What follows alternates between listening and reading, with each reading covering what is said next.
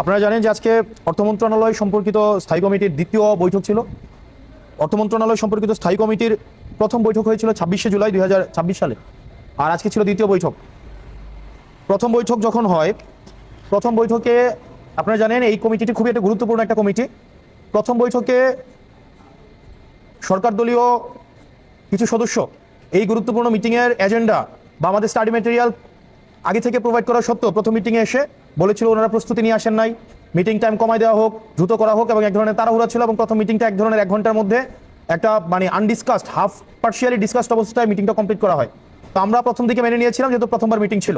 আজকে দ্বিতীয় মিটিংয়ে এসেও আপনারা দেখেছেন আজকে দ্বিতীয় মিটিংয়ে আমাদের যে এজেন্ডা ছিল, আমাদের গুরুত্বপূর্ণ এজেন্ডা ছিল আজকে প্রথম মিটিংয়ের সিদ্ধান্ত নিশ্চিতকরণ, আমাদের এনবিআর এর যে কাঠামোগত সংস্কারের বিষয়ে আলোচনা হওয়ার কথা ছিল, ট্যাক্স জিডিপি নিয়ে আলোচনা হওয়ার কথা ছিল, কিন্তু আমরা দেখেছি মিটিং শুরু হতে না হতেই মাননীয় অর্থমন্ত্রী পজিটিভ ছিলেন, কিন্তু সরকার দলীয় একাধিক সদস্য আমরা দেখেছি আবারই একই কথা যে মিটিং তাড়াতাড়ি শেষ করা হোক, এটা আরেকদিন আলোচনা করা হোক, আবার অন্য মিটিং আছে তাদের। এইভাবে এই মিটিংয়ের যে গুরুত্ব, আমরা মনে করি এই মিটিংয়ের গুরুত্বের সাথে এক ধরনের এই মিটিংকে অবহেলা করা। এবং আপনারা দেখেছেন আজকের মিটিংটাও 3টে এজেন্ডার কোনো এজেন্ডাকে পূর্ণভাবে শেষ করা হয় নাই। 3টাই এজেন্ডা ছিল, 4টে এজেন্ডা ছিল, একটা এজেন্ডাকেও শেষ করা হয় নাই।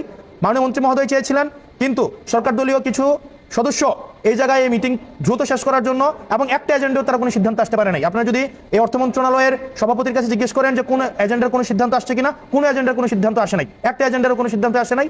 এনবিআর এক্ষেত্রে খুবই পজিটিভ ছিলেন, অর্থ মন্ত্রণালয় মাননীয় অর্থমন্ত্রীও খুবই পজিটিভ ছিলেন, এনবিআর এর যে কর্মকর্তা কর্মচারী ছিলেন তারাও পজিটিভ ছিলেন। কিন্তু এখানে সরকার দলের কিছু সদস্য এই কমিটিটাকে একটা অলংকারিক কমিটি হিসাবে নিয়েছে। প্রত্যেকদিন একই ধরনের অজুহাত যে স্টাডি করে আসে নাই, আবার একটু সময় লাগবে, অন্যদিন করা হোক, আজকে না হোক আবার করা হোক। অর্থ মন্ত্রণালয়ের এনবিআর বিষয়ের এই ধরনের কমিটিতে যদি এই ধরনের কথা বলা হয় যে মিটিং এর এজেন্ডা বড় হয়ে গিয়েছে, আবার সময় দেওয়া হোক, এই ধরনের এক্সকিউজ দেওয়ার প্রবণতা ছিল। এবং এক সময় আমি বলতে বাধ্য হয়েছি যে এই মিটিংটা আমি আসলে আপনাদের সিদ্ধান্তের সাথে আমি একমত হতে পারলাম না, আমরা মিটিং চালিয়ে যেতে চেয়েছি প্রত্যেকটা এজেন্ডার উপরে, কিন্তু মিটিং কমপ্লিট না করেই মিটিংকে শেষ করে দেওয়া হয়েছে এবং এই জিনিসটা খুবই আপত্তিকর হয়েছে এবং আমরা আমাদের জায়গা থেকে এই জিনিসটা স্পষ্ট করি।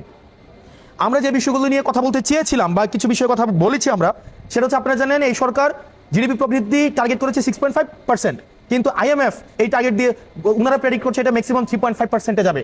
আপনারা জানেন যে ঋণ দেওয়ার যেই ঋণ আমাদের এখানে ঋণ জেনারেশন, ঋণ ডিস্ট্রিবিউশনের যে হার, সেটা গত 33 বছরের মধ্যে সবচেয়ে কম পর্যায়ে চলে আসছে, সেটা হচ্ছে 4.47%।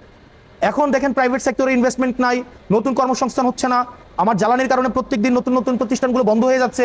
এখন এই সময়ে আমার এনবিআর কে টার্গেট দেওয়া হয়েছে 6,04,000 কোটি টাকা। এখন এই 6,04,000 কোটি টাকা 42% প্রবৃদ্ধি, গত বছরের তুলনায় 42% বেশি এনবিআর আপনার রাজস্ব সংগ্রহ করবে।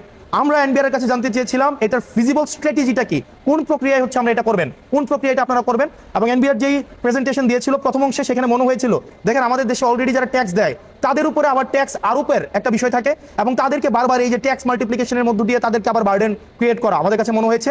কিন্তু ট্যাক্স বেজ এক্সপানশনের কোনো ধরনের পলিসি, স্পষ্ট পলিসি আমরা দেখতে পাই নাই যে আমরা ট্যাক্স বেজ এক্সপানশনটা কিভাবে করব, নতুন করদাতাকে কিভাবে আমরা ট্যাক্সের আওতায় নিয়ে আসবো, এই বিষয়ে আমরা সুস্পষ্ট কোনো রূপরেখা পাইনি।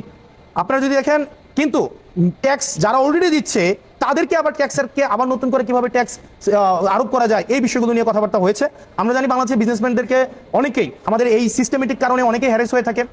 আমরা আমাদের জায়গা থেকে প্রস্তাব দিয়েছিলাম যে কন্ট্যাক্টলেস ট্যাক্স পেমেন্ট সিস্টেম, অর্থাৎ বিজনেসম্যানরা দেখা যাবে কি পোর্টের সাথে এবং ব্যাংকের সাথে যেহেতু সম্পর্ক আছে, তাদের এনবিআর এ কোনো যাওয়ার প্রয়োজন নাই, এনবিআর এ গিয়ে এখানে হ্যারেস হওয়া আমাদের এইটার কোনো প্রয়োজন নাই।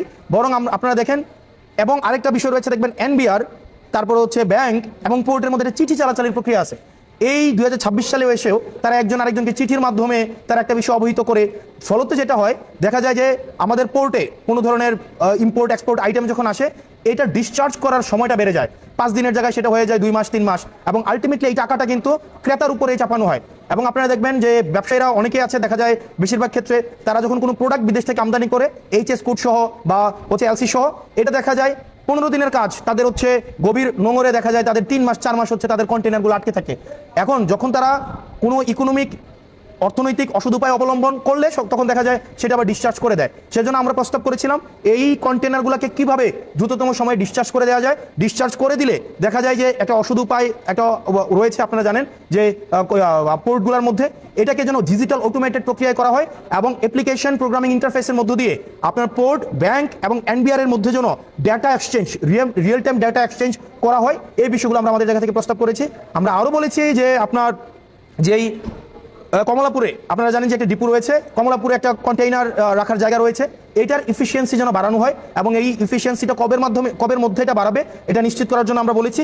একই সাথে আপনাদের কাস্টমে আমাদের দেখা যায় 45,000-এরও বেশি আপনাদের এক্সপোর্ট, ইম্পোর্ট এবং এমটি কন্টেইনার ঝুলে রয়েছে, সেগুলোকে ক্লিয়ার করা এবং সেগুলোকে অটোমেটেড করা, এই বিষয়গুলো হচ্ছে আমরা উত্থাপন করেছি। এবং দিন শেষে যারা ট্যাক্স কালেক্ট করে, যে এআরও যারা আছে বা আরও যারা রয়েছে ফিল্ড লেভেলে যারা কাজ করে, আপনি দেখবেন এনবিআর থেকে তাদেরকে কোনো ধরনের লজিস্টিক সাপোর্ট ওই অর্থে দেওয়া হয় না, তাদের গাড়ি নাই, তাদের হচ্ছে ইন্সপেকশন অথরিটি নাই। আপনি যদি দেখেন এআরওরা যখন ট্যাক্স কালেক্ট করতে যায় ফিল্ড লেভেল থেকে, তখন দেখা যায় তাদেরকে বিভিন্নভাবে আক্রমণ করা হয়, হয়রানি করা হয়। এই বিষয়গুলো নিরসন করার ক্ষেত্রে এনবিআর কর্তৃপক্ষ কী ধরনের পদক্ষেপ নেবে সেটি আমরা জানতে চেয়েছি। দিন শেষে ইজ অফ ডুইং বিজনেসের জন্য ব্যবসায়ীদেরকে যে হয়রানি করার যে বিষয়গুলো রয়েছে, পোর্টের মধ্যে হয়রানি করা, এনবিআর হয়রানি করা, ব্যাংকের মধ্যে হয়রানি করা, এগুলোকে কমিয়ে নিয়ে আসা। আমরা দেখেছি পোর্টের মধ্যে যদি সিস্টেমেটিকভাবে একটা জিনিস আনতে যায় 3 মাস 4 মাস লাগে, কিন্তু কিছু টাকা যদি দিয়ে দেওয়া হয়, ফর এক্সাম্পল আপনি যদি দেখেন আপনি একটা ডেনমার্ক থেকে একটা প্রোডাক্ট নিয়ে এসেছেন, প্রোডাক্টটা নিয়ে এসে আপনার বন্দরের মধ্যে 2 মাস ফেলে রাখা হয়, প্রত্যেকদিন যদি $5,000 করে জাহাজ ভাড়া দিতে হয়, 2 মাসে $3 লক্ষ জাহাজ ভাড়া, তখন এই ব্যবসায়ী মনে করে আমি $3 লক্ষ এই জাহাজ ভাড়া না দিয়ে বরং $1 লক্ষ ঘুষ দিয়ে বরং আমি হচ্ছে মালটা নিয়ে আসি। এখন এটার কারণে ব্যবসায়ীরা ব্যবসা করতে অনুৎসাহিত ফিল করে, ব্যবসায়ীরা পরবর্তীতে কাস্টম দিতে ফিল করে, কাস্টম না দিতে উৎসাহিত হয়। সেজন্য আমরা আমাদের প্রস্তাব করেছি এই পুরো প্রসেসটা যেন অটোমেটেড করে ফেলা হয়, হ্যান্ড টাচের বাইরে যেন নিয়ে যাওয়া হয়। আমাদের এনবিআর স্ট্রাকচারাল রিফরমেশন নিয়ে কথা হওয়ার কথা ছিল, এই জায়গাগুলো নিয়ে কথা হয় নাই। এবং আলটিমেটলি এই কমিটিগুলোকে যদি এভাবে ডিসফাংশনাল রাখা হয়, এই কমিটিগুলোকে যদি ফাংশনাল না করা হয়, সেটা আসলে আমাদের জন্য দুঃখজনক হবে। এবং এক ধরনের একটা হাউস কমিটি করা হয়েছিল, একই ধরনের অবস্থা, হাউস কমিটির মিটিং হয়েছে 2টা, আর বাকি জিনিসগুলো হচ্ছে সরকার দল নিজের মতো করে কোনো মিটিং ডাকা হয় না। এই অফিস বরাদ্দ বা অন্যান্য যে স্ট্রাকচারাল বিষয়গুলো রয়েছে, আমাদের এই পার্লামেন্টের ইজ অফ ডুইং বিজনেসটা যেন সহজ হয়, সেটার এই ধরনের কোনো মিটিং এখানে হয় না। এক ধরনের সরকার দল নিজের মতো করে সিদ্ধান্ত নেয় এবং এক ধরনের চাপিয়ে দেওয়ার প্রবণতা রয়েছে।